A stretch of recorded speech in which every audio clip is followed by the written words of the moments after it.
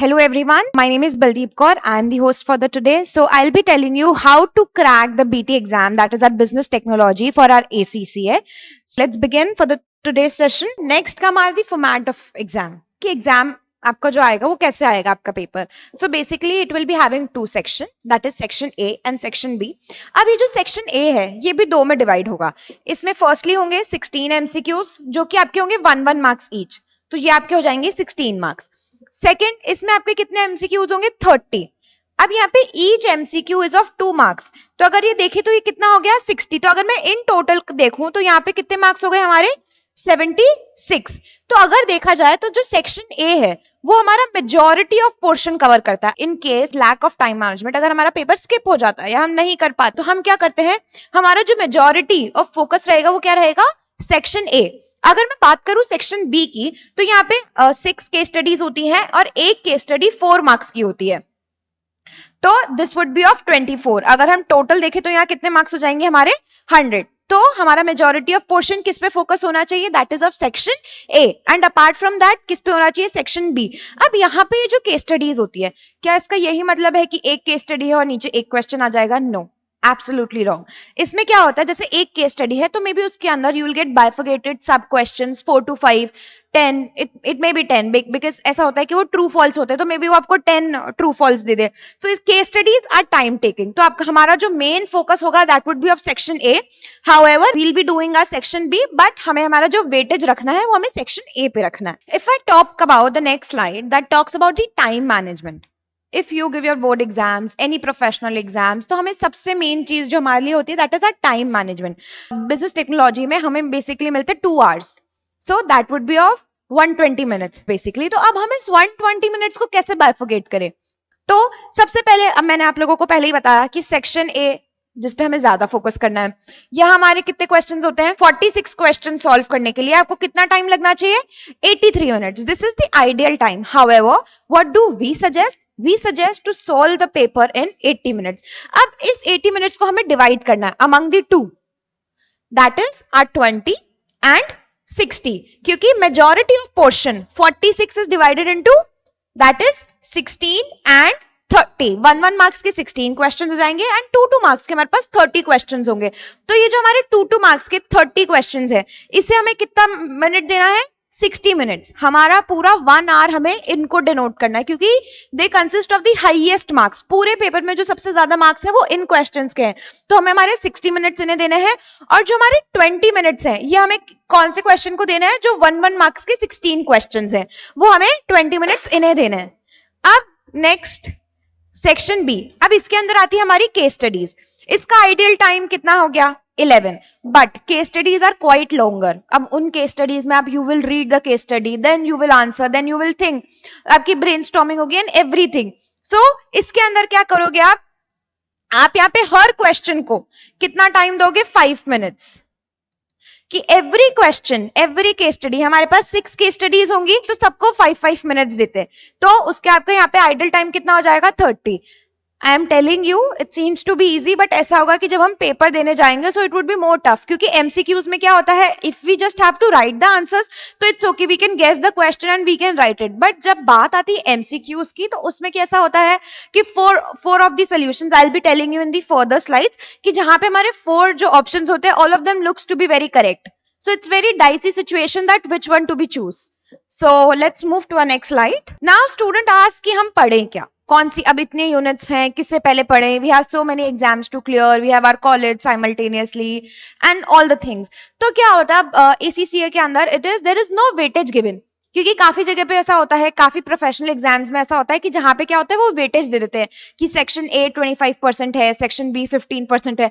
तो वहां it is easy to guess कि कौन सी यूनिट कितनी पढ़नी है. But ACCA doesn't define any such priorities. So हमें it should be decided accordingly as per the it is very subjective answer कि आप पर्सनली कौन से सब्जेक्ट के साथ कितना कंफर्टेबल है. अगर मैं बात करूं सेक्शन ए की तो this should be your first priority क्योंकि ये इजीली हो सकता है. क्योंकि हम 11-12 अगर आपके पास कॉमर्स स्ट्रीम था तो आप ये लोग करके आए होंगे. तो इसमें आपका आ जाएगा macro, micro, PESTLE analysis. So this is more relatable. तो आपके लिए हो जाएगा कि easy going. Then move towards the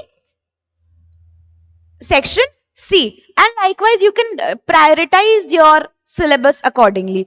Now it seems to be very huge, or it seems to be so much, but there's a saying that eat the elephant, that talks about कि elephant is so huge, तो हम उसे in a day नहीं खा सकते, but अगर हम human tendency देखें तो 6 years में उस elephant को खाया जा सकता है अगर हम उसे daily खाएं तो. So that talks about the consistency, that doing your things in smaller parts, day by day हम थोड़ा थोड़ा जैसे हम practice करेंगे, अगर हमारी वो consistency maintain करेंगे by learning the material, by solving the questions daily, तो I definitely give you the assurity कि आप लोग ये clear कर लेंगे. So let's move to our next slide. So as I was telling you कि आप लोग common mistakes क्या करते हैं.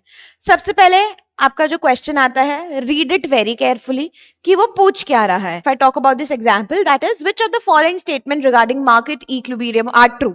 अब हमें इसमें से सिर्फ यही बताना है कि इसमें से ट्रू कौन से हैं. ठीक है, तो हमारा मेन फोकस किस पे है कि ट्रू फॉल्स क्या है, कुछ नहीं, कि हमें इसमें से यही बताना है कि ट्रू कौन से हैं. एज आई टोल्ड यू कि जो आपके पास ऑप्शंस अवेलेबल होते हैं, they seems to be very similar to each other, identical, but same तो है नहीं, ऑब्वियसली कुछ ना कुछ तो डिफरेंस है, तो you have to choose the correct one. So this seems to be a 2 marker question जो 30 मार्क्स का होता है, उसमें से आ जाएगा ये, because case studies are quite longer, और उनके बेसिस पे, और अब जैसे होता है कि केस स्टडी दे देंगे और उसके बेसिस पे आपको ये क्वेश्चन दे दिया. अब जैसे 4 मार्क्स की आपकी केस स्टडी है तो 2 मार्क्स उन्होंने यहाँ दे दिए, 2 मार्क्स का वो कोई और क्वेश्चन दे देंगे. अब फॉर एग्जाम्पल यहाँ पे ये सिर्फ टर्मिनोलॉजीज चेंज कर देते हैं, जैसे demand decrease, supply increase, demand increase and supply decrease, यानी एक बार सप्लाई को इंक्रीज डिक्रीज करा दिया और एक बार डिमांड को डिक्रीज इंक्रीज करा दिया. Now it's up to you that how you choose the correct option. So that's about that. Do not do the common mistakes. So let's move ahead. If I say कि आप लोग पास कैसे करोगे एक exam, कि कैसे हम क्लियर कर ले इन फर्स्ट को, हाउ टू डू इट, तो सबसे पहले मैंने आपको बोला कि section A should be your main focus, क्योंकि वहां पे जो हमारे 2 मार्कर क्वेश्चन है 30, वो कितने हो जाते हैं 60 मार्क्स, और अगर मैं उनके साथ 16 भी ऐड कर दूं तो वो पूरा कहलाता है 76 मार्क्स का. तो सबसे मेन फोकस हमारा होना चाहिए सेक्शन ए. अगर मैं आपको एक आइडियोलॉजी दे दूं, अगर मैं आपको एक बेंचमार्क सेट कर दूं आप लोगों के लिए, इतना तो करना ही है, तो वो कैसे डिवाइड हो जाएगा कि आप 35 क्वेश्चन तो करने ही करने हैं फ्रॉम दी सेक्शन ए.